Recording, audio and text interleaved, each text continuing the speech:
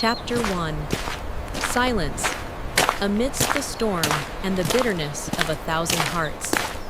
The desert of Zin lay like a molten sea, eternally frozen. It was not merely land, it was a sentence passed upon space, where any manifestation of life was considered an insolence against the relentless, boundless, yellow-gray God, whose name was void. The sun did not burn in the sky. It burned in every breath, in every step, in every shadow that lacked the strength to be a shadow. The orb, resembling molten copper, stood directly overhead, pressing the earth with a heavy, unbearable burden, sucking the last drops of moisture not only from the body, but also from the soul. The sand cut their feet like millions of tiny, sharp knives, performing their cruel dance beneath the monotonous whistle of the wind. This wind carried salt and the ashes of bitter memories, and thirst became not just a physical sensation, but a terrible, all-consuming God that everyone feared. It did not demand sacrifices. It was the altar itself, upon which hope slowly burned away. The Israelites, exhausted by years of wandering, these ancient, draining peregrinations that had turned their generation into ghostly nomads, once again stood on the brink. A thin, invisible line beyond which lay the abyss of despair. The water was gone. The word echoed through the camp like a funeral bell, hollow, final, unavoidable. The buckets were empty and rattled like bones. Their tongues were cracked like dry clay. The children cried not from hunger, but from the heat that was burning them from within. Amidst the tents, which slumped under the weight of the heat and hopelessness, a murmur of complaint arose, bitter, heavy, like smoke after a storm. But this smoke was only the visible sign of the fire raging in their hearts. "Why did you bring us out, Moses?" they cried, and in their voices rang not only anger, but also the deep, scalding pain of betrayed children. Wouldn't it have been better to die as satisfied slaves, to die in Egypt, where at least there was a river and graves, than in this cursed, waterless desert? We have neither bread nor water. Our children look at us with eyes full of silent reproach, and we cannot soothe their torment. You promised us a land flowing with milk and honey, a paradise of promise, but we have only dust and death, only these shifting, hellish sands. Where is your God, Moses? Has he forgotten us, this multitude he snatched from slavery, only to offer a slower, more terrible death? Moses stood silent, like an old sun-baked cliff that no wind could move. His silence was heavier than any answer. His hands, weather-beaten by years of leadership and unbearable responsibility, trembled, but not from fear, from an inhuman, accumulated fatigue.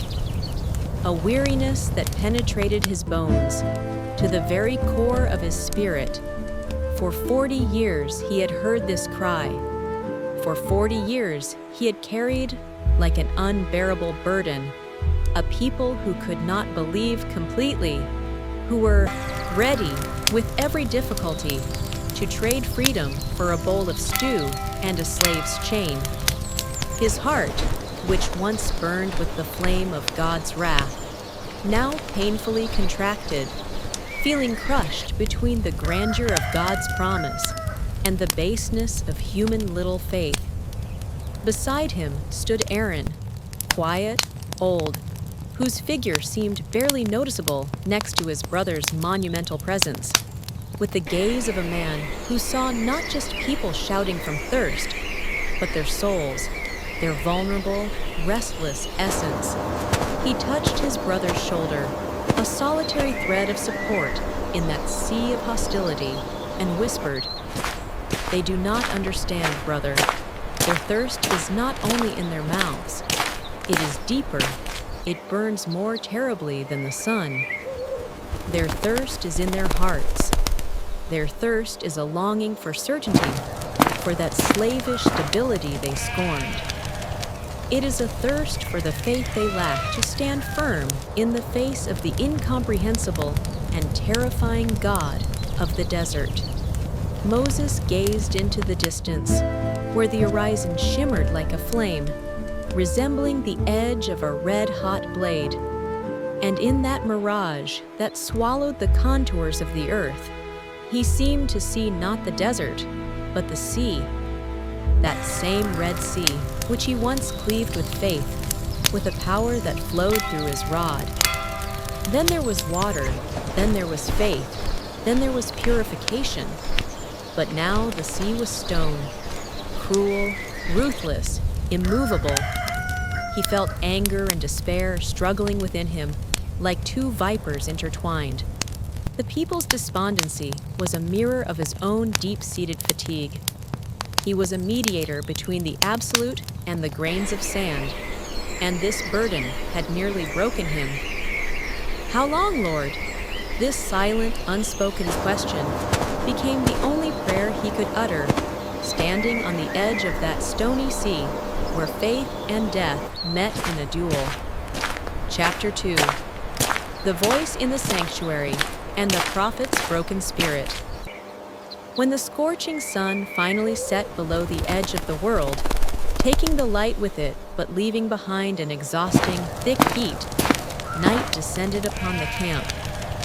It was black as Egyptian pitch, but brought no coolness, only a protracted, oppressive anticipation of the inevitable.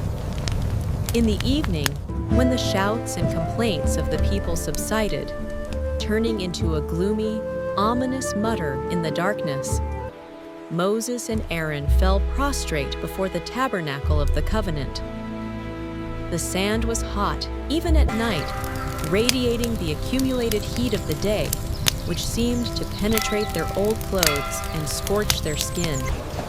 They were silent, and this silence was not merely the absence of sound.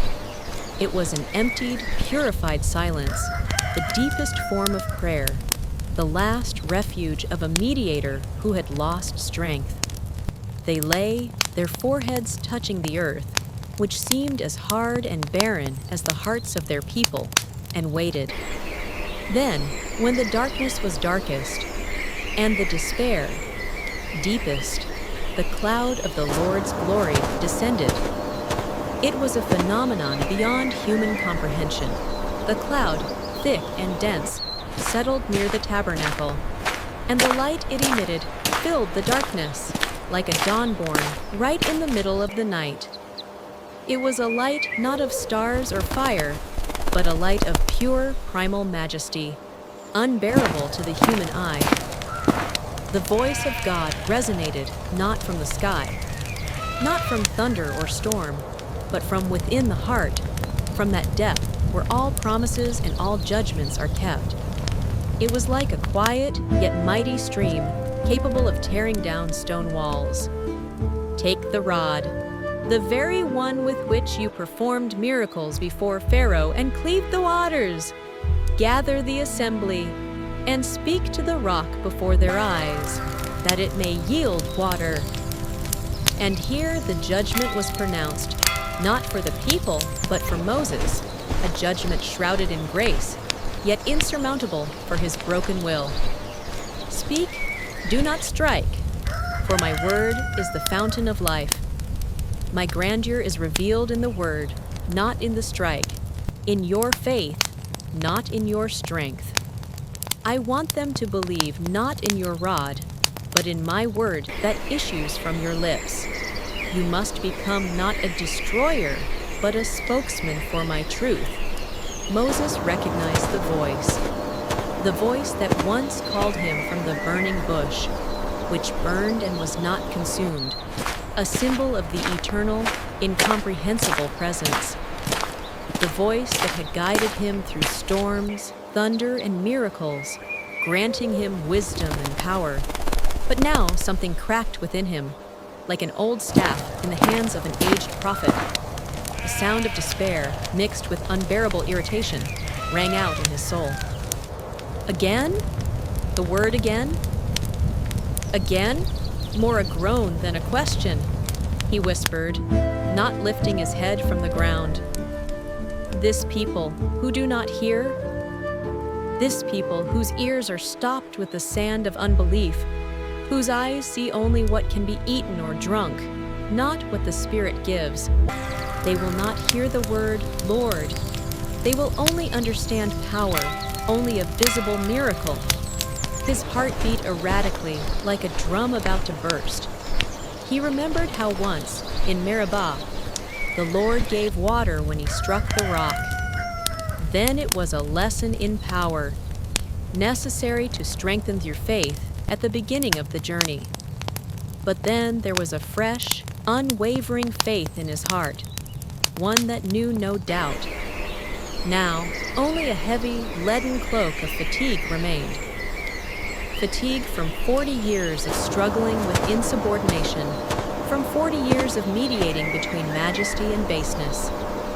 He took the rod, a symbol of God's power, sanctified by the blood of the Egyptian plagues and the victory over the sea, but in his fingers it felt like mere wood, heavy and dead. His will, worn down and fractured, could no longer be a pure conduit for God's will. He felt himself to be a man, not a prophet. And this was the tragedy, chapter 3, Thunder and the Rock. The breakdown and the fatal strike, morning, arrived like a flame igniting the horizon. Not a merciful, gentle dawn, but a cruel, inevitable challenge. The air was so thick with heat and tension that it felt like it could be cut with a knife. The people, hearing the summons, gathered near the great rock, a gray monolithic boulder that towered over the sand like a silent judge. The silence was so profound that even the wind feared to disturb it. It was not the silence of expectation, but the silence of accumulated, almost explosive hostility, echoing with the sound of stones being hurled at a prophet. Thousands of eyes, red from sleeplessness and thirst, were fixed on Moses, and in every gaze was not just a query, but an ultimatum. Moses stepped forward. His face was dark, like the sky before a storm, marked by deep shadows and a tension that bordered on physical pain. In this moment, he ceased to be a prophet and became merely a man who had lost control of his own anger. "Listen, you rebels!" he cried out, and his voice, usually restrained and majestic, now sounded sharp, strained, full of bitterness, echoing among the cliffs, reverberating like thunder. He shouted as if his words were a stone thrown at the crowd. "Shall we bring you water from this rock?" In that "we" lay the fatal error, the gravest sin. Moses attributed to himself and Aaron, to himself, a man, and not to God, the power of the miracle. He placed himself between God and the people, not as a mediator, but as the source. The words flew from his mouth like sparks, but they were no longer sparks of faith, but the flame of human, broken, long-suppressed anger. Moses raised the rod. He did not speak, he acted. The rod, which should have been the symbol of the word, turned into an instrument of personal revenge for 40 years of insults. And he struck the rock. Once. The blow was strong, desperate. It was the outlet for all his accumulated frustration. The blow was his answer to the people's complaints, and, most terrifyingly, his denial of the quiet voice of God. Twice. The second blow was unnecessary, fatal. It cemented his disobedience. He struck to be sure it would work as before, to prove to himself and the people his power was in the rod, not in the word. It was a dubious miracle. A rumble passed through the desert, like the sigh of the earth itself, which bore witness to the tragedy. The rock split open, and from its core, from its dark, cold heart, water gushed out. Strong, clear, cold. It didn't flow, it gushed, like a torrent of grace that cannot be stopped, even if the conduit shows disobedience. The people rushed to it, forgetting their recent fury, drank, fell to their knees, laughed and cried, released from the curse of thirst. But God was silent. His silence was louder than thunder, more terrible than any scream. Amidst the people's joy, amidst that noisy, unrestrained waterfall of relief, Moses felt something vanish from his soul, as if the wind had torn the flame from his heart, leaving behind only cold ashes. He had achieved the miracle, but lost his peace. Then a voice spoke, not loud, but terrifying in its clarity. It sounded like the final, irreversible judgment. It was addressed only to Moses, but carried weight for an entire generation. Because you did not honor me before the eyes of the sons of Israel, you did not sanctify me, did not display my glory in perfect obedience to the word, you shall not bring this assembly into the land which I have given them. The words fell like stones, heavy, unliftable. Moses froze like a tree in a storm. The anticipation that had lasted 40 years, the hope that had led him through hell, all scattered to dust by a single blow of anger. The water flowed at his feet, a blessing that became his personal verdict. Freedom was attained, but not for him. He would see the promise, but not enter it. His success became his defeat. Chapter 4. Silence after the thunder. Submission to the verdict night once again came to the camp, but now it was different. It was filled with a muted, uncertain calm. The sky was clear as a tear, and the stars twinkled with indifferent grandeur, as if observing the drama that had unfolded on the sand. No one sang, no one spoke of Moses with the fury that had been there during the day. The people drank, rested, but an invisible thick circle of silence formed around the figure of the prophet sitting apart. Only the sound of the water, the very water that had come from the rock, gurgled monotonously, like a relentless counting down of time slipping away. A reminder of the power that did not belong to man, the power he had inadvertently claimed for himself. Moses sat by the spring, by that fatal, life-giving place. The rod lay beside him, powerless, like an ordinary piece of wood, and its shadow was longer than his own, like the shadow of his own mistake stretching over his entire destiny. He looked at the sky, where the stars shone like the eyes of ancient promises, like millions of witnesses to his covenant. Lord. His voice was a weak whisper, the voice of a man who had finally surrendered, but not broken. I spoke, but not what you commanded. I struck because I could not bear their anger. I could not bear my burden. I proved to be a weak mediator, Lord. I forgot that you are holy, and I am but dust. And you are just. It was not a plea for mercy, but an acknowledgement of the grandeur of the divine law. I have accepted your verdict. I saw you face to face. I spoke with you. Could my last years on earth, my last steps in this desert, be more important than your holiness? The wind swept through the desert, like a gentle cleansing hand, carrying away the heat of anger. Moses closed his eyes. He did not ask for forgiveness. He had already received it, in the fact that he was still alive, that he could still hear God even in silence, in the fact that God allowed the water to flow despite his disobedience. His punishment was merely another form of grace, safeguarding the sanctity of God's name. Aaron sat down beside him, not breaking the silence. His presence was a silent, sympathetic support. "We are old, brother," he said quietly.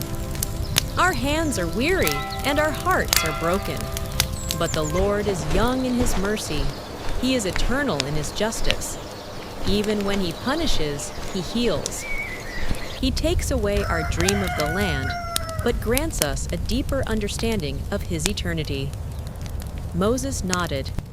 His face was calm, humble, purified of the last shadows of human vanity, and a gleam reappeared in his eyes, not from glory, but from understanding.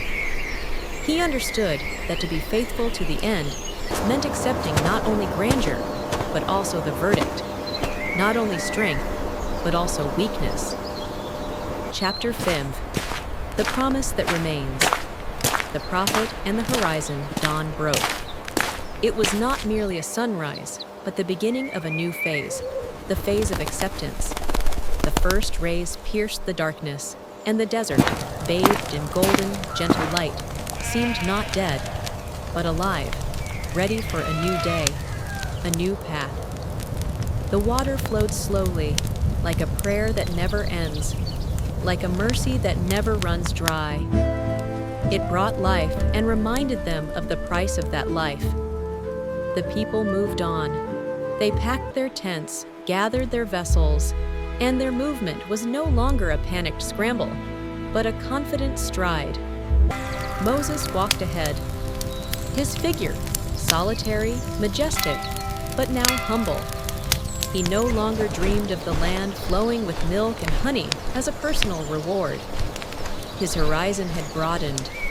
He only dreamed of seeing the face of the one who had been with him all these years, the face of the one who allowed him to fail to show his glory. He yearned not for the land, but for the presence. And in this lies his final spiritual victory. For even when he fell, tempted by anger and claiming the glory, he remained faithful.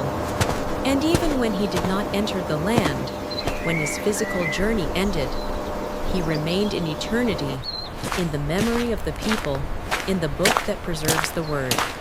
His greatness lay not in cleaving the sea or striking the rock, but in his ability to accept the verdict with humility and continue his path, serving God until his last breath. Epilogue. The rock that speaks with the voice of silence. Many years passed. The generation born in slavery died in the desert. The generation born in freedom entered the promised land. Moses rested, and only God knew his burial place. The water that flowed from that rock vanished into the sand, dissolving into oblivion, like all temporary human miracles. But the story remained, etched not on stone, but on the tablets of the human heart. The rock stood like a mute witness. It became a monument not to strength, but to the word, a monument not to the rod, but to faith. And everyone who passed by, every nomad who stopped to rest near the cliff, heard a whisper in their heart, echoing from the depths of history and faith. Not with anger, but with the word. Not with might, but with faith. Be a pure conduit, not the source. And when the wind swept through the desert, it seemed to repeat, carrying the sacred truth across the expanses. Moses struck the rock, but God opened the fountain. And even in man's weakness, even in the sin of his disobedience, the power of his grace proved to be unchanging and insurmountable. This is not the end, but the beginning. This is a story not only about Moses, about the great prophet who stumbled as a final stretch.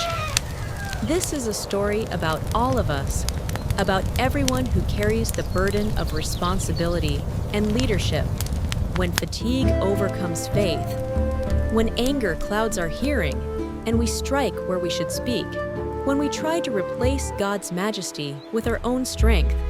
But even then, even after our anger and our mistake, the water flows. For God is faithful, even when we fall. And His word always remains the source of life, regardless of whether we are able to speak it